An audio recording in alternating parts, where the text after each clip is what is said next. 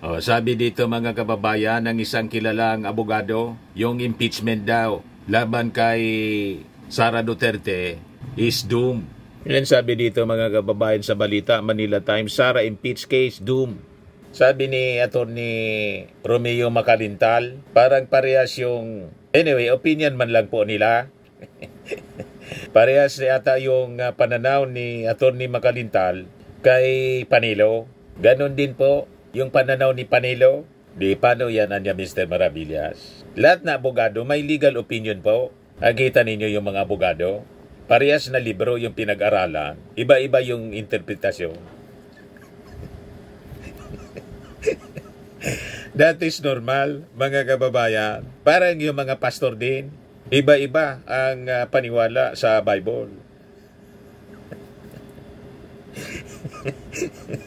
Itong mga abogado, kaya may Supreme Court. Kasi yung mga abogado talaga, sa sobrang galing nila, hindi magkaintindihan. Depende kung sino yung kliyente nila. O kung sino yung barkada din nila, nandun din yung inclination. Ang kanilang mga pananaw. Si Panilo, for example, siyempre, nasa side siya ng mga Duterte. Ang tama sa kanya, si Digong, si Sara. Yung mga pagbabanta ni Sara, yung paglustay ng confidential funds, timing sila.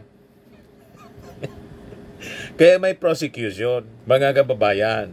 Yung prosecution panel din, mga abogado and members of Congress, magagaling din na abogado. Iba man ang pananaw kasi nakikita nila yung ebidensya. But anyway, ibigay ko sa inyo itong sinasabi dito sa balita na yung impeachment daw, yung kaso ng impeachment kay Sara, doom.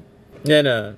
Sabi dito sa balita, published ng The Manila Times, election lawyer Romulo Macalintal doubts if the impeachment case against Vice President Sara Duterte would prosper, warning that time, not political maneuvering anya, may be the biggest obstacle.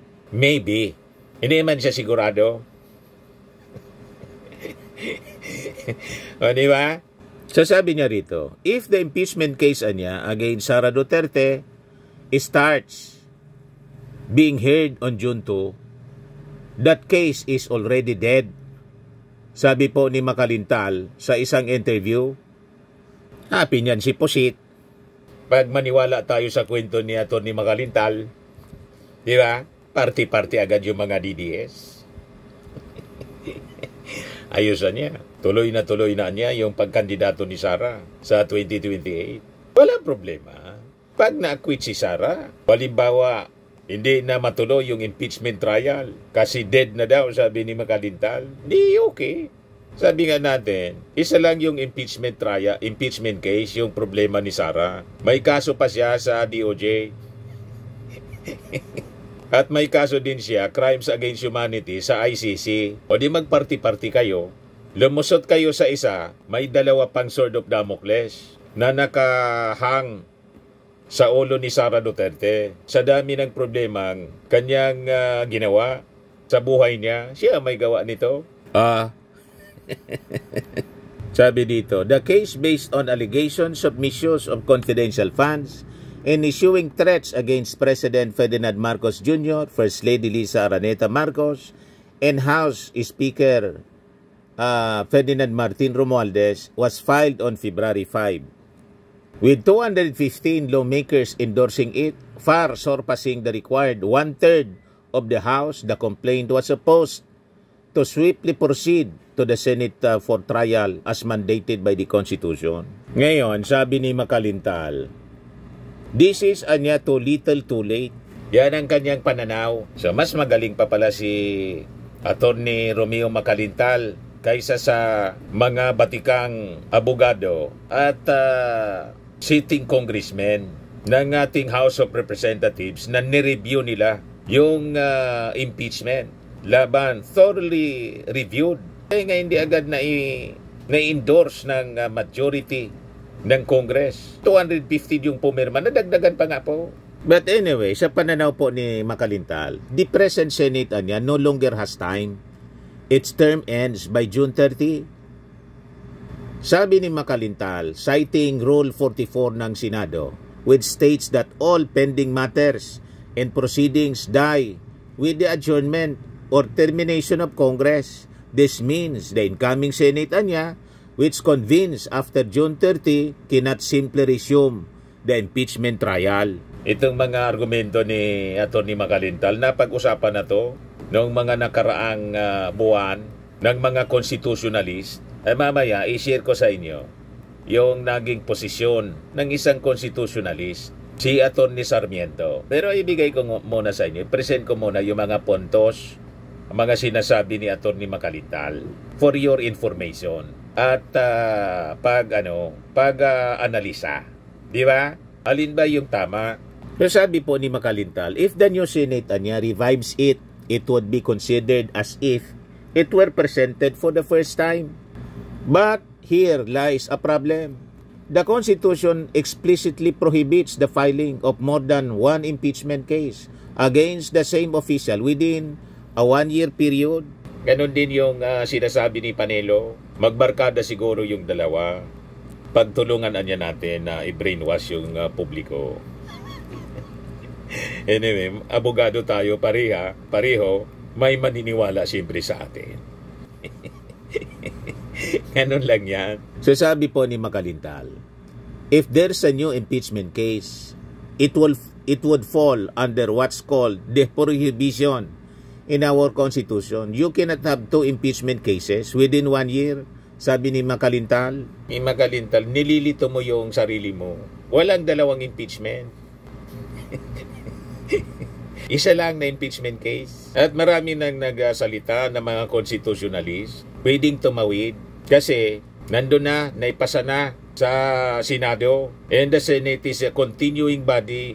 Yan ang yan sabi ng mga constitutionalist. Kaya lang, iba man yung position po ninyo. Naintindihan natin kasi yung mga abogado, kahit isang batas yung pinag-aralan, iba-iba yung sinasabi. Parte siya ng reality ng profesyon ng mga abogado. O di ba? Kaya may ultimate arbiter and interpreter of the law, yung Supreme Court siyempre. Di ba? Sila yung final interpreter. So sabi niya, even if the Senate wanted to continue, they would likely hit a constitutional wall.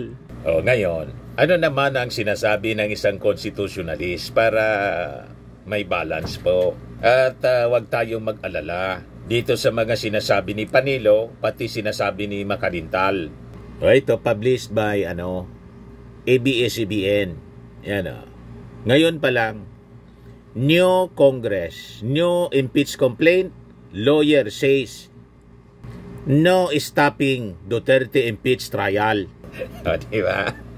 Salungat, in sharp contrast mga kababayan sa sinasabi ni Panelo at ni Macalintal. Sino itong nagsasalita? Isa pong constitutionalist, respetado. So mas may weight ang kanyang sinasabi mga kababayan.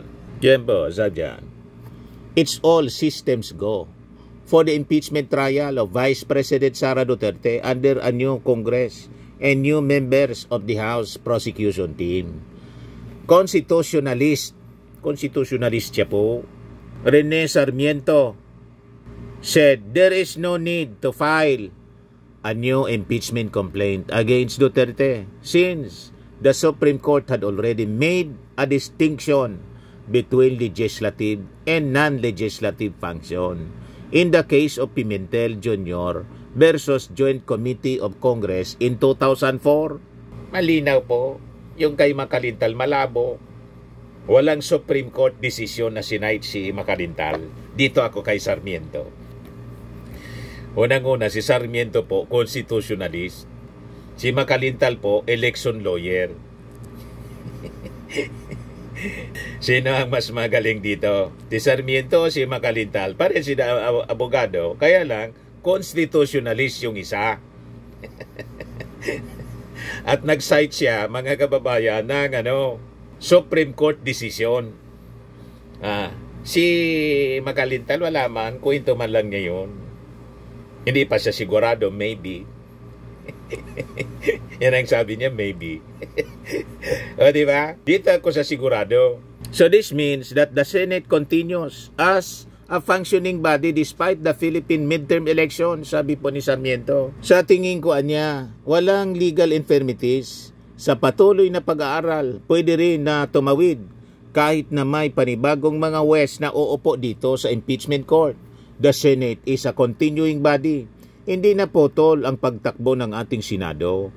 Ang huminto lang ay yung power to legislate. But as an impeachment court, ayon sa mga desisyon na binanggit ko, tuloy-tuloy ang daloy ng Senado at hindi kailangan na magkaroon ng another impeachment complaint, sabi po ni Sarmiento. Sino paniniwalaan ninyo mga kababayan? Sino ang may mas mabigat na argumento? Si Atty. Rene Sarmiento na isang constitutionalist o si Makalintal at Panelo? Si Panelo laging kaduda-duda yung mga pinagsasabi. Si Makalintal po, election lawyer. Kaya sabi po ni Sarmiento, while the Duterte camp can still raise the question anya sa Supreme Court, it is the Senate that has the sole exclusive power to decide on impeachment proceedings. Pwede naman yan silang pumunta sa Supreme Court. Pero anya, ang Senado ang may eksklusibo and unico. Siya lang ang may exclusive power to decide on impeachment proceedings. Malinaw po. Mas may bigat po ang paliwanag ni Sarmiento. Ang tingin ko, iakyat man ang ating BP, sasabihin ng Supreme Court that is the political question. Kasi napakalinaw sa ating saligang batas ang sole and exclusive power na magdidesisyon sa mga bagay na ito ay ang Senado, hindi po ang Korte Suprema. Hindi pwedeng pigilan ang paglilitis unless mag-issue ng TRO ang Supreme Court. Diyan lang hihinto ang Senado. Pero sa tingin ko, in so many cases ang Korte Suprema ay irerespeto ang posisyon ng Senado, being sole and exclusive authority to act on impeachment proceedings and impeachment questions. So yung Senado, natanggap na po yung articles of impeachment, and in a letter to House Speaker Martin Romualdez, sinabi po ni Chis Escudero that pursuant to Rule 1 anya of the Rules of Procedure on Impeachment Trials, the Senate will be ready to receive the House of Representatives panel of prosecutors at 4 p.m. June 2, 2025. Thereafter, the Senate shall be convened as an impeachment court at 9 o'clock in the morning of June 3, 2025 for the purpose of issuing the summon and such other relevant orders. Wala na pong makakapigil pa. Yan ang sabi po ni constitutionalist Rene Sarmiento, Attorney Rene Sarmiento. So mas may laman at may weight, may bigat ang mga sinabi po ni Sarmiento kaysa kay Makalintal. So ordered. Ayos. At itong ating programa mga kababayan, atid sa inyo nitong ating mga sponsors. Fairmax, Firming and Lifting Cream. Pinapay po sa mga pulses in affected area. Mainam po ito sa mga pains at paninigas ng mga kaso-kasuan. Ito sa mukha naman yung application, anti-aging, Automax po siya. Ito ay Glow 60 mga kababayan. Whitening po siya. Made in South Korea. Ito naman po, Ningxia Red Mix Fruit Drink. Gawa po siya sa goji berry. May anti-cancer properties po siya. At sa mga naghanap po ng malinis and spacious fitness gym, pumunta lang po kayo sa aming Colossal Fitness Gym. May Grab ka rental din po kami. At bills payment po sa aming office. At saka sa mga mahilig po sa mga imported bags, manood po kayo sa live selling ni Madam Aileen Rosales sa kanyang Aileen Closet po. Pati mga shoes, ito yung kanya po. Ito yung kanyang page. Kita ninyo, napakagandang mga online selling po siya. Si Madam Aileen Rosales. Cellphone number niya po 773-798-7816.